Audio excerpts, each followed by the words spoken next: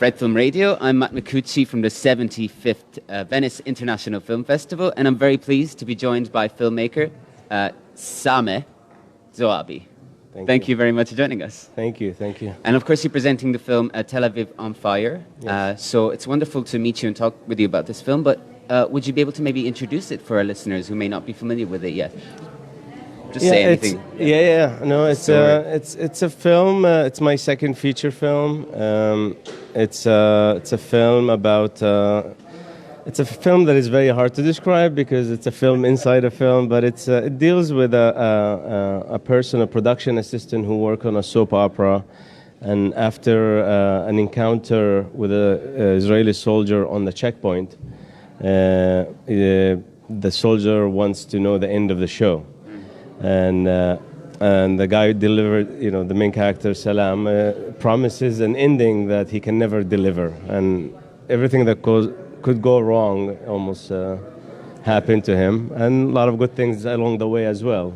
It's quite a unique story, I think. But I just wanted to know a little bit more about the use of soap operas in particular within this context, this narrative context, but also geographical and political context. Well, soap operas are very popular in the Middle East. I mean, I think they're popular in many countries, but I know in Latin America, and because they produce a lot of them as well. And I grew up watching them myself and my family, and it's a big thing.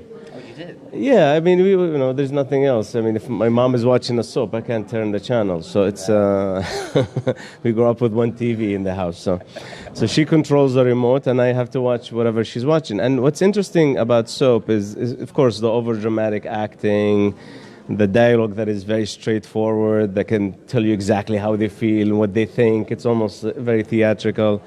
But what was interesting for me is many people perceive that overacting to be real. Like if you watch a cinema movie, it almost feels not real for them. And that kind of balance between two different styles of acting and what's real, what's not, it's always been in my mind. And until this idea came of the film, and I said, let me create my own TV show inside the movie and play with the idea. And for me, what interested me in soap is the ability to politically have sense of freedom, to tell a story and be as political as I want, and find that without being judged, because it's the soap after all. Yeah, and you almost take it for granted. It's a soap opera. It's only a soap opera, but I think in this film you also see that it does have that power to communicate with people, and sometimes it can be a dangerous sort of power. Absolutely. I mean, it does communicate. There's a lot of stories of. I remember a funny story. There was a Turkish soap opera, very, very popular, and it was a love story, and it's about a married man who's in love with another married woman, and he was bringing her flowers every day, and people were talking about how romantic it is, and it created a culture of men trying to imitate and these kind of. So it does have an effect on people for sure. And for me, I used it as a way to reflect reality, but also how soap and reality sometimes can mix in the story, especially when it comes to the Palestinian-Israeli. It almost feels like a saga that it's happening, and every time we keep hearing the same thing, the occupation, the Palestinians, the checkpoints, the Israelis, all of these terms kind of repeat themselves for such a long time now. It starts to sound like a soap opera. Yeah. And I said that, I tried to use that in the film. And where is it going to end? The soap operas never end.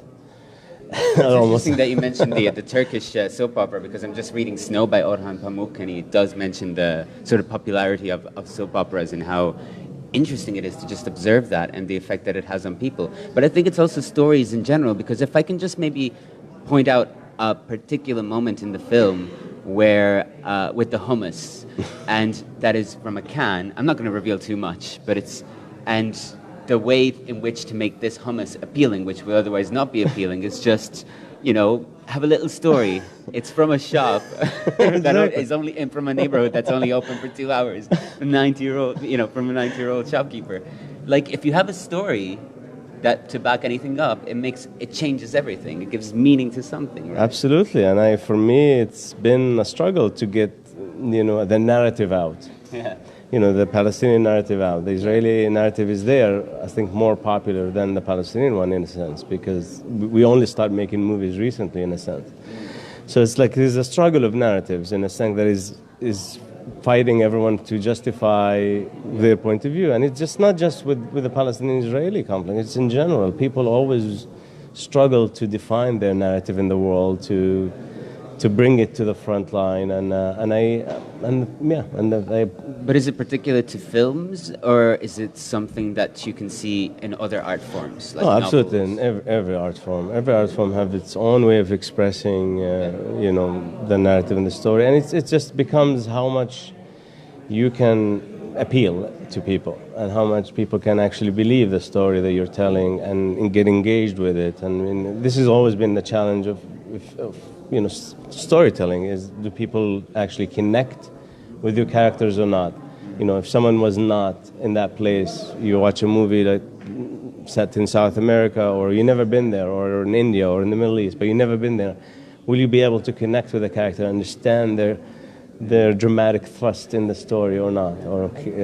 So it's always a challenge, no matter what you do as a filmmaker, is to create that space where an audience is there with the moment, experiencing it as it folds. And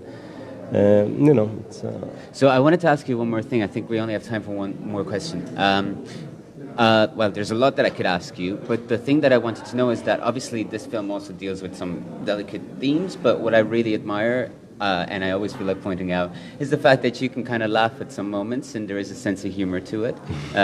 Is it something that also interests you, to have that sort of release? Yeah, absolutely. I mean, comedy in film, especially for me, it's something that I've been, growing with. I mean, my first feature was a comedy as well, and it dealt also with the Palestinian Israeli, Palestinians living inside Israel, and it was comedic tone. And I another film that I wrote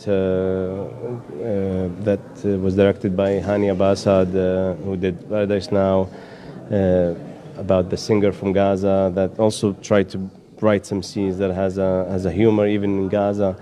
And this one is kind of evolved naturally with this style, and the style is very simple for me. It's not like I want to try to make comedy, and it's a tactical decision how to do that. I feel like it's more natural. I grew up in a small town that people laughed about everything. Life is very difficult, and you have the political situation, the unrest, and all of this. But people's spirit is always to keep things up, and humor is one way. I mean, you talk about a bad story, but then there's always a punchline. My family is like this. Every single one of them is like, you can't stop laughing about even sad things. It's just, so I grew up in that reality. So for me, to make comedy, it came natural. Like I have to connect with the character. I have to know what character I'm writing, and comedy comes out of it. And this one, I wasn't struggling with finding situation. I think it was a lot of fun. It's fun to write too, huh? It's to be in that. It's fun to write. Yeah, it's a great fun. Yeah. It's great fun to write a film and look, like the hummus jokes and stuff. It's there's something someone says is like, the darkest, moment can bring that kind of light of humor. And I think, I always go to what is the worst case scenario and how could you get out of it with a punchline of humor. And that's for me, like, okay, there's this situation, where can I get out but make a laugh in it, along with it. Is that also true for real life? Yeah. I sometimes do that too. I always tell the story of like my family. I have my uncle, he died, he was dying, and he died for smoking too much. He was smoking like 5 packs of cigarettes, and everyone knew that he was going to die, and even his older brother was there. He was like 80 years old, my older uncle. And he's like, enough already, just, let's end this. What is your last wish? And he says, my last wish is when you bury me, make sure you have a tube going to my grave, and every time you come visit me, puff some cigarettes for me. And he died the next day. But did you do it? Yeah, no, but it's like, but it's that kind of humor that I grew up with. I can't help it. It's a family Craziness. On that note, I'm going to have to end it there. That's a lovely story. Thank you so much for joining us. It was a great pleasure. Thank you. Thank you very much. Thank you very much. And once Thank you. again, I remind our listeners that the film is called Tel Aviv on Fire and that this is Red Film Radio, the Festival Insider. Thank you.